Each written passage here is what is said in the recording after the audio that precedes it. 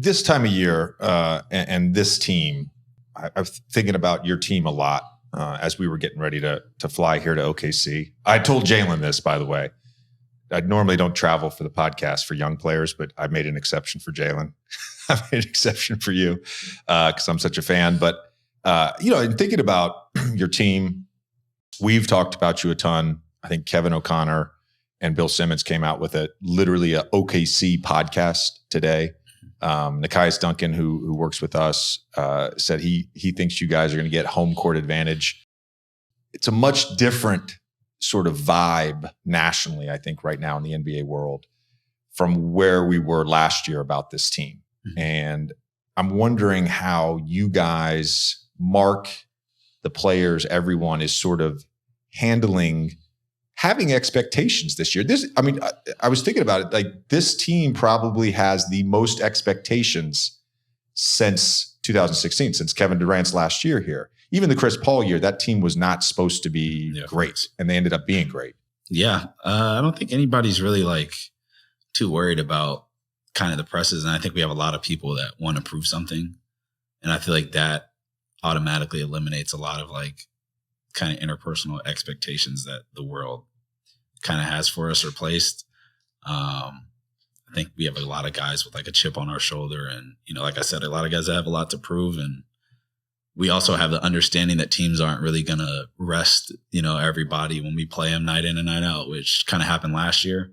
And we made the right steps to obviously win those games and kind of get the respect there. So I think just understanding that is kind of our first thing. And then we're just a day-by-day team. You mentioned having something to prove. What do you feel like you have to prove in year two? That I got better over the summer. I feel like everybody's trying to do that right now. Yeah. I'm not really concerned about points or stats in regards to that, but just kind of how I approach the game is kind of a big thing for me. And what do you mean by that? I think just obviously little stuff like taking care of my body and, recovery. I think understanding flights and, the little stuff. Yeah. Well, being a rookie, you literally don't know until you know. Yeah. I was leaving bags and stuff last year and forgetting to pack on the day. I forgot where we were. We were at home. I didn't realize that we were flying. We had a back-to-back. I didn't a fly-out game. Yeah, I didn't realize we were going to Orlando that night. And I had to drive back home with with our security and get pack a bag and then go to Orlando.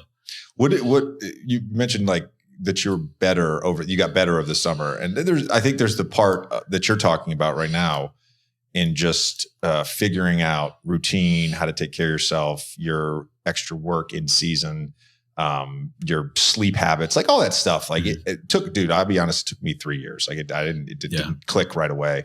In terms of the on-court stuff, in sort of assessing your rookie year and where you sort of want to take the next step this year, what does that look like on the court? I mean, I was matched up with a lot of kind of range of the 1 through even the 5. So I definitely want to understand our principles in that. And I got in the weight room pretty aggressive this past summer.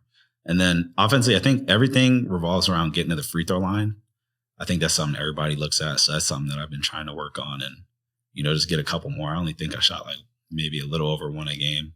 So some of that comes with the whole rookie thing from what I was told, where you just kind of get hit and nobody really says anything, but you haven't quite earned it yet. Yeah, I haven't earned it yet, but trying to figure out how to get to the line a little bit more, maybe get a little more threes, kind of stuff like that. When you say everyone, do you mean everyone in your team, or are you talking about elite scorers? Oh, literally elite scorers. You kind of look at everybody. You take Shea, for example, who shoot 12 free throws a game.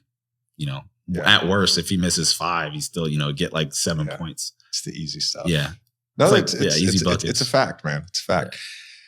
Figuring out, I think the bonus situation, and thinking through the bonus situation, where, for LA it was anything off ball, all the double screens, triple screens. Sometimes it's all right, we're in the bonus.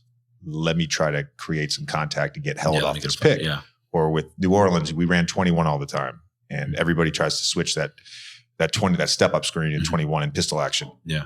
And so I just run by the guy if he had his arm out, And I'm just trying to draw a foul. something throw my arm. I'm getting 2 free throws. It's easy points. Yeah, we'll see how the flopping. But it is the difference between 14 a game and let's say 19 a game. Literally, it's the difference a lot of times is free throws, especially with your team because Giddey's going to have the ball, Shea's going to have the ball, Chet's going to do his thing. Mm-hmm.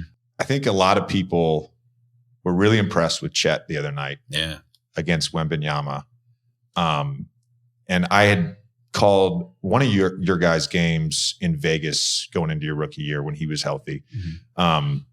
What have you seen from him over the last, call it 6 months since he's been back on the court and healthy and in this preseason that gets you pretty excited for his actual rookie year?